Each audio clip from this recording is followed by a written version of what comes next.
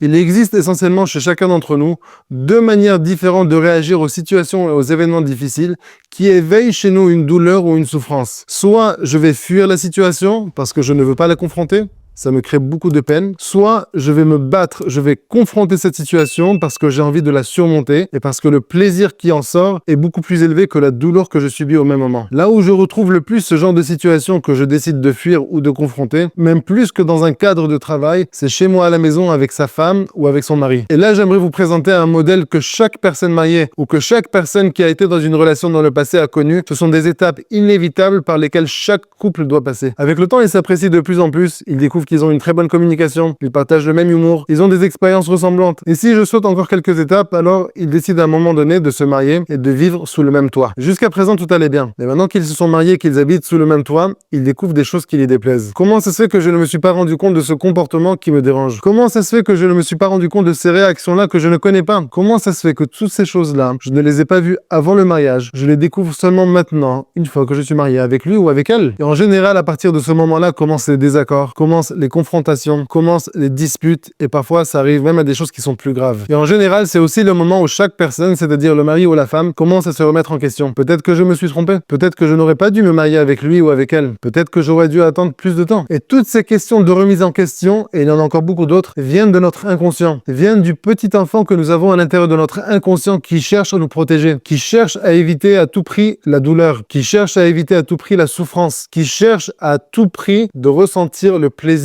et le bien. Et en général, c'est à ce moment-là que je reçois le fameux coup de fil. Bon, écoutez, ça fait déjà un moment qu'on ne s'entend pas, on a du mal à communiquer, même sur des petites choses, on n'arrive pas à se mettre d'accord. Moi, je pense qu'il y a un problème. Je pense que si ça continue comme ça, alors on va se séparer. Par contre, je reçois d'autres appels aussi, mais avec un discours différent. Regardez, ça fait un moment qu'on a des problèmes, on essaie de les résoudre, on essaie de surmonter nos problèmes de communication, on essaie de se mettre d'accord, mais il nous manque quelque chose. On a besoin de quelqu'un qui vienne et qui nous aide à nous connecter, qui nous aide à comprendre l'un et l'autre, qui nous aide à communiquer pour qu'on puisse continuer à être mariés et à être heureux. La différence entre ces deux couples est que le premier cherche à fuir le problème. Il cherche à fuir l'obstacle, il ne veut pas le confronter. Il préfère chacun être dans son coin. Par contre, le deuxième couple, lui, il veut résoudre le problème. Il veut confronter l'obstacle. Il veut le surmonter. Il veut le résoudre et vivre bien l'un avec l'autre. Mais est-ce que vous savez pourquoi à un moment donné, chaque couple va passer par cette expérience? Est-ce que vous savez pourquoi à un moment donné, chaque couple va faire l'expérience de ce modèle-là? Eh bien, j'aimerais vous révéler une idée extraordinaire qui va venir répondre à cette question. Nous étions tous à un moment donné un fœtus dans le ventre de notre mère. Et là-bas, notre mère nous a donné tout ce dont nous avions besoin. Mais plus que juste de la nourriture, pendant les 9 mois où on était là-bas, notre mère nous a donné deux choses essentielles, deux choses fondamentales. Et ces deux choses-là sont l'amour et l'assurance sans limite,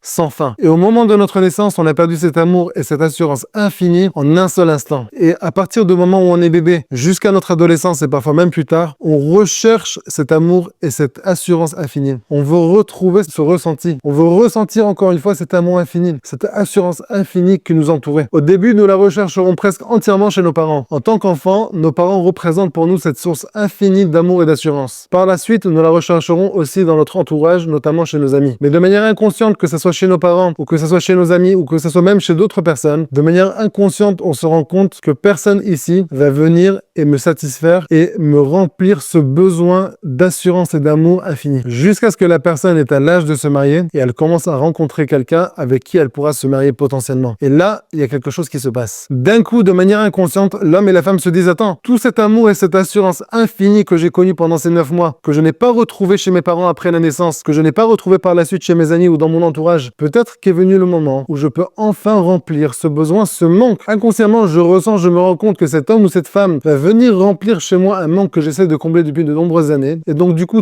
tous les défauts que cette personne a là, ils sont mis de côté, comme s'ils étaient dans mon angle mort. Et c'est pour ça qu'au début, tout semble bien se passer. Ils semblent être heureux. Ils pensent qu'ils vont être le meilleur couple du monde. Ils pensent qu'ils vont être le plus heureux du monde. Mais une fois mariés, une fois qu'ils habitent sous le même toit, d'un coup, ils découvrent petit à petit leurs défauts. Et c'est là où chaque personne doit changer toute sa perception par rapport au mariage. Le vrai travail de la personne ne commence pas au moment où il est enfant et il se termine au moment où il se marie. Bien à l'inverse, le vrai travail de la personne commence au moment où il se marie et il continuera toute sa vie. Mais chez beaucoup de personnes, la perception est différente. Ils pensent que ça y est, le travail, je l'ai fait dans mon enfance, je l'ai fait dans mon adolescence. Maintenant, je suis obligé de m'accorder avec la personne avec qui je vais me marier. Et si je ne m'accorde pas avec cette personne, c'est qu'apparemment, on ne doit pas être ensemble. Mais c'est justement l'inverse. Le vrai travail commence au moment où je rencontre cette personne avec qui je vais vivre sous le même toit pendant pendant le restant de ma vie. Et si le mari et la femme, tous les deux arrivent à faire ce travail-là, ils arrivent à se travailler pour s'accorder, pour s'unir et pour s'aimer davantage, seulement de cette manière, ils arriveront à ressentir cet amour et cette assurance infinie qu'ils ont connue une fois dans ces 9 mois de grossesse. Donc si vous connaissez des difficultés dans votre couple, ne laissez surtout pas tomber. Ce n'est pas la fin, bien au contraire, c'est le début. Ça peut être le début d'une expérience merveilleuse, une expérience extraordinaire entre vous et votre mari.